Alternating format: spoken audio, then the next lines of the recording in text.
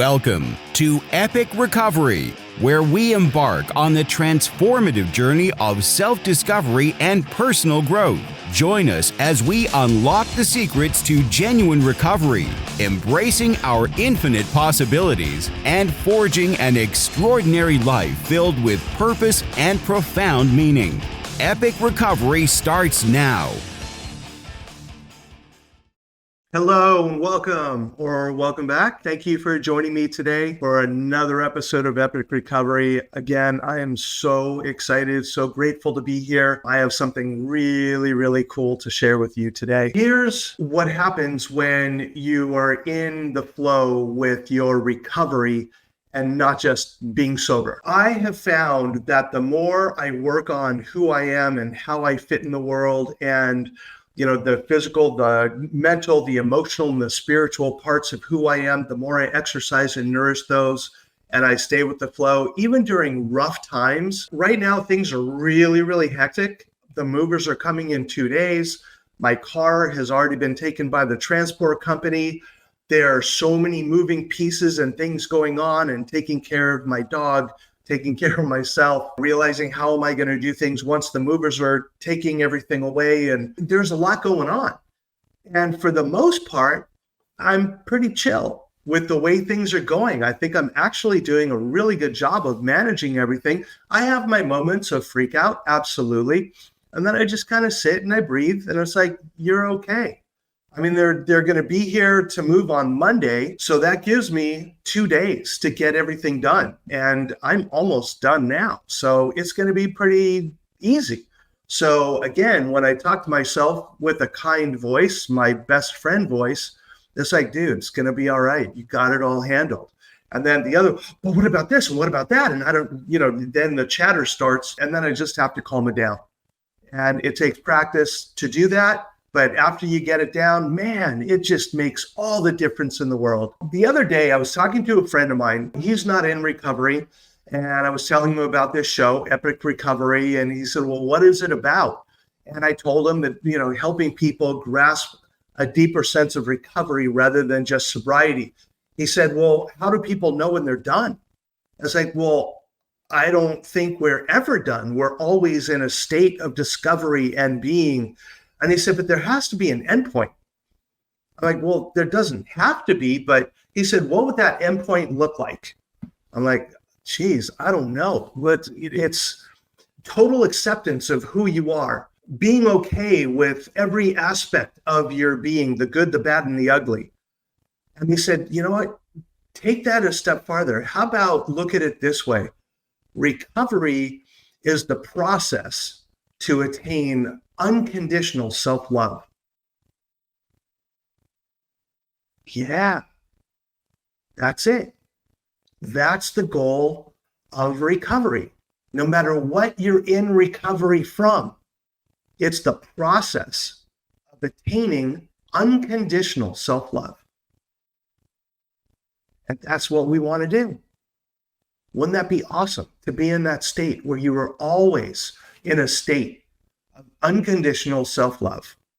You know what? I'm not there yet. I'm close, but I'm not there yet. I still have my moments. And the thing is, I don't know about you, but I was not raised in a family where unconditional love was a thing. I mean, it was all conditional.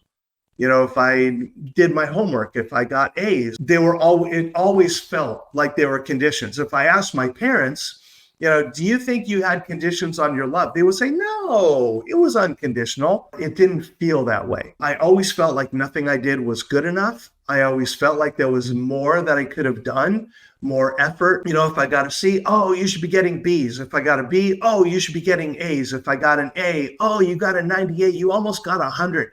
I mean, that's the way it felt growing up, is that it was never good enough. And I took that on. So I always felt like nothing I did was good enough. I would go and play sports and I would compare myself to the stars on the team. I'm not good enough. In my class, I'd be doing okay, but I would compare myself to like the brainy guy, and I was not good enough. I would play my drums, and then I would listen to John Bonham and I would say, I'm not good enough. So I was always comparing me with other people, and I always felt less than. So when I got into recovery, getting rid of those voices and getting rid of that comparison to other people was really tough because I was conditioned to compare to others and feel less than. And it was really, really hard to break that pattern.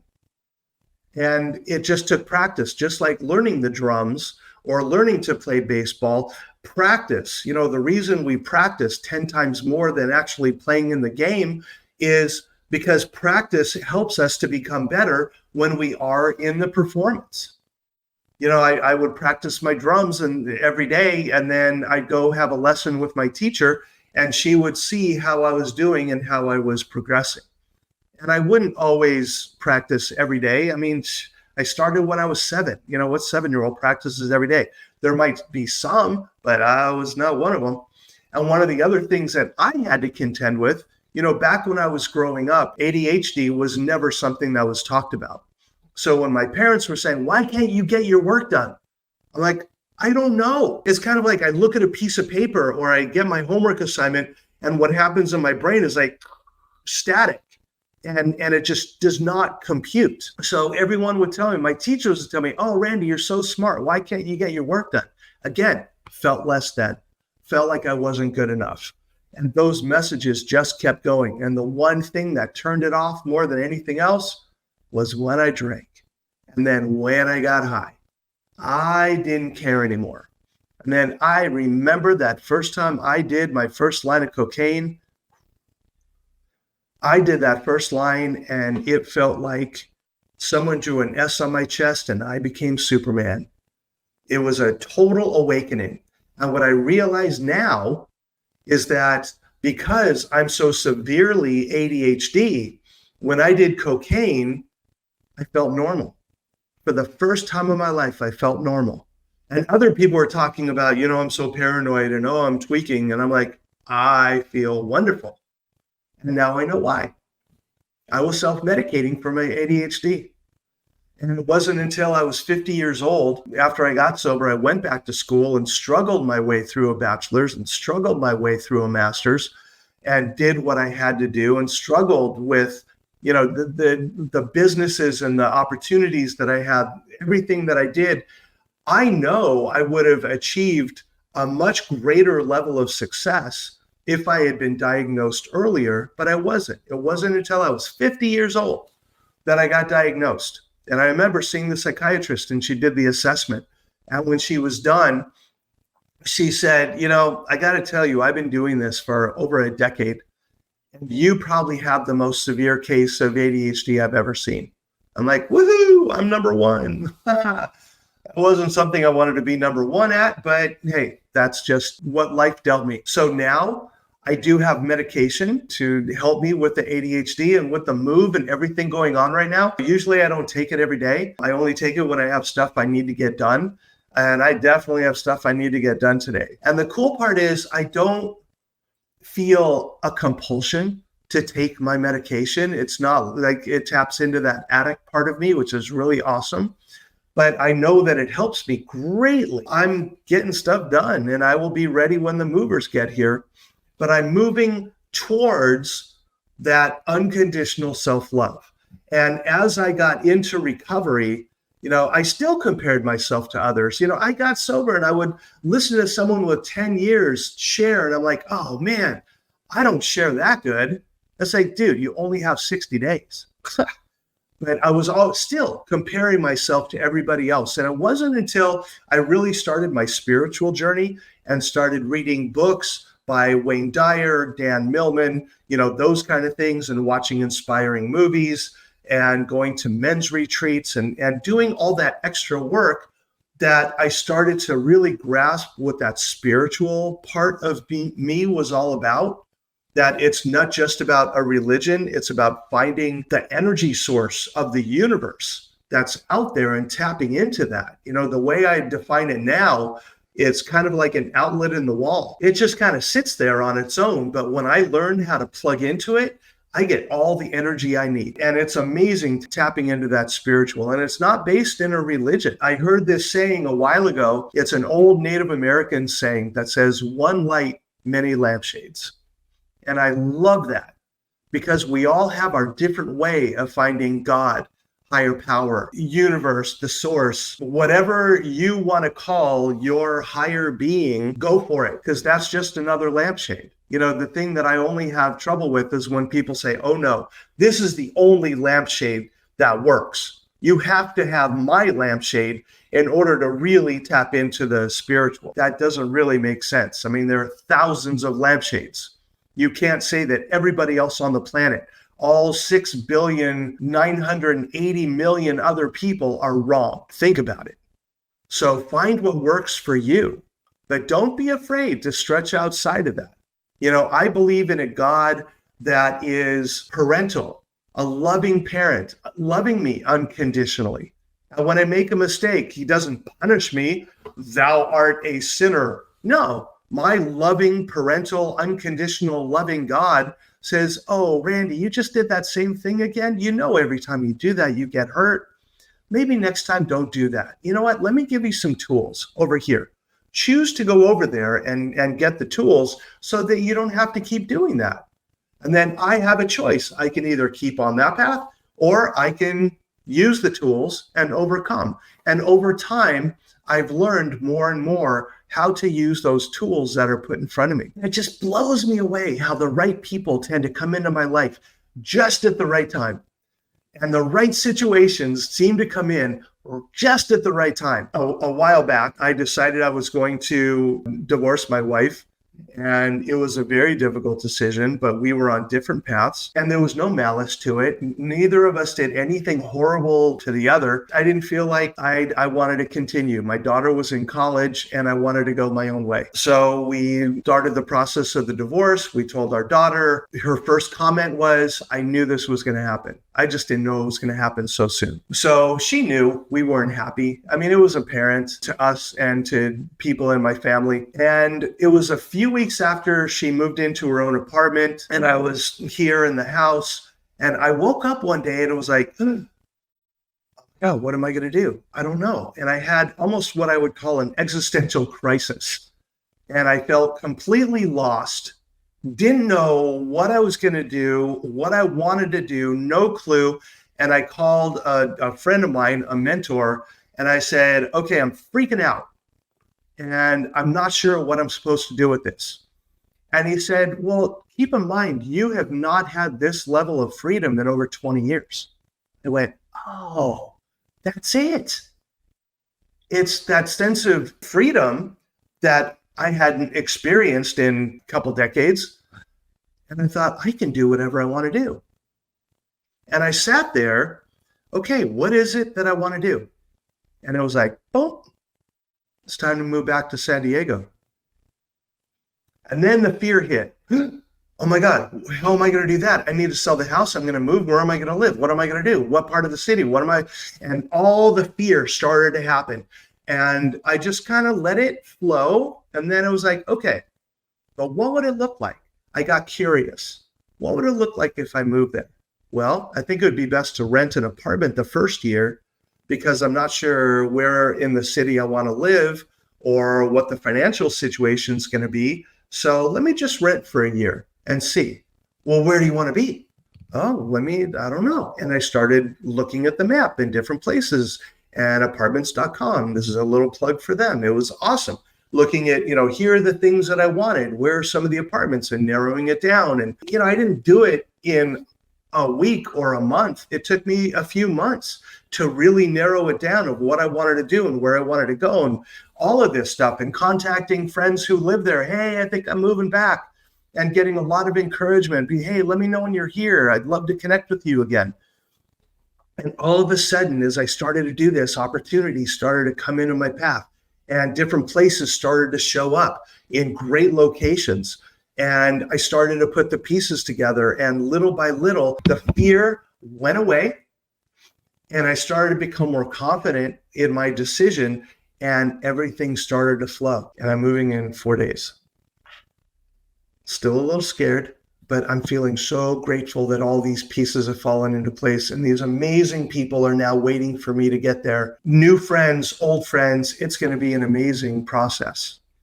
And this is the process that we go through as a way to attain unconditional self-love.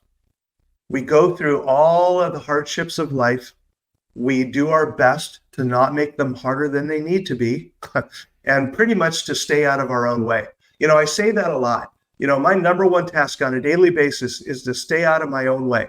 And I tell people all the time when I work with people in coaching, I say, okay, what can you do to stay out of your own way? And then we talk about what that's going to look like and what that's going to be.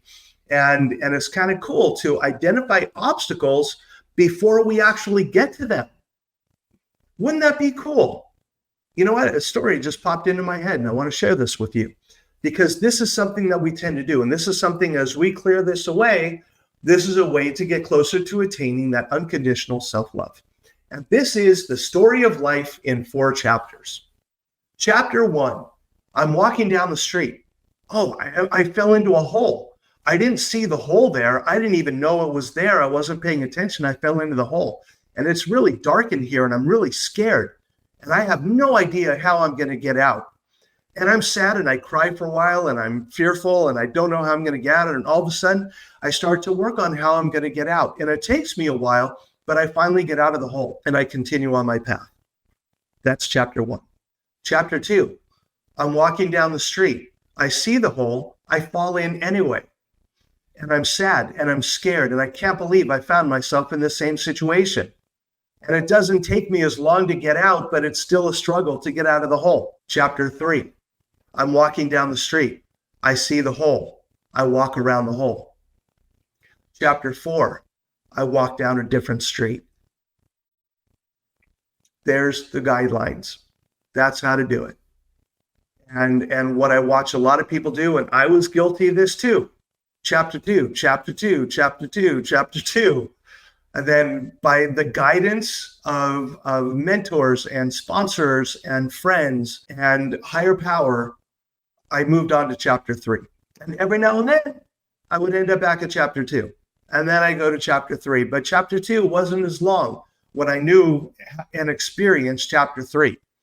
And now I finally get to the point where I'm on chapter 4 for a lot of my life. I live my life so differently now than I did 5 years ago, 10 years ago, definitely 20 or 30 years ago. For those of you, if this is your first time tuning in, back in May, I celebrated 40 years of continuous sobriety. Feeling very grateful. Life has been amazing, and I've been on this path for 4 decades now. And I've worked really, really hard to get where I am today, but still life is not perfect. I still make mistakes. I still fumble around on a regular basis and end up back in that hole, but it doesn't take me as long. And I get back to chapter 3 and chapter 4 that much faster. The goal here on your path to attaining unconditional self-love is to give yourself grace and be patient with yourself, just as you would be patient with a child. Be patient and loving. Little by little, you're going to start to attain more. And it's not like you just flip a switch and it's on. It takes a long time. I hope for you it doesn't take as long as it's taking me. I hope you do it in 10 years. That would be awesome. Because again, there's no comparison. I'm not saying, oh, you did it in 10 and it's taking me over 40. Oh, you think you're... No. Good for you. I no longer am threatened by other people's success. I don't have to do that. I don't see other people's success. And I was like, oh, he thinks he's so special. Oh, she thinks she's... I don't do that anymore. I don't have to. I don't compare me with anybody else. I compare me with me. And am I a better person today than I was last year? Yes. I can honestly say that. And journaling helps. Oh, journaling is a beautiful tool. And therapy or coaching, getting outside of yourself and getting that other opinion really, really helps. And if I can help, let me know. I would love to do that. If you think my book might be useful to you in helping to raise self-esteem and feeling better about who you are, check out my book. It's on Amazon, Becoming Your Own BFF. If you think coaching would be useful and you kind of like my vibe and my message, would love to work with you. In a couple weeks, not right now. I'm not taking on new clients right now with the move and all that. It wouldn't be fair to you and it wouldn't be fair to me. I wouldn't be able to give you 100%. And when I take on a client, I want to be able to give them 100%. Let me know what I can do to support you, help you out. I love getting emails from people who are listening to my shows. Love to get feedback. So feel free to do that. Leave a comment. If you're watching this on YouTube, please subscribe. I love subscribers. I love the comments that I'm reading so far. So feel free to do that some more. I want to know what I can do to be more of service to you. I'm going to end this and get back to my packing. Thank you for tuning in. I really, really appreciate it. And look for guidance out there. The signposts are there if you choose to look at them. And let's all work towards helping each other attain unconditional self-love. So I wish you all the best, and I will see you again here next week. Take care. Thank you for joining us on Epic Recovery. Remember, every obstacle you overcome is a testament to your heroic spirit. Conquer your fears, unlock your potential, and write the epic tale of your life's journey. Until next time, keep exploring, keep growing, and keep striving for the extraordinary.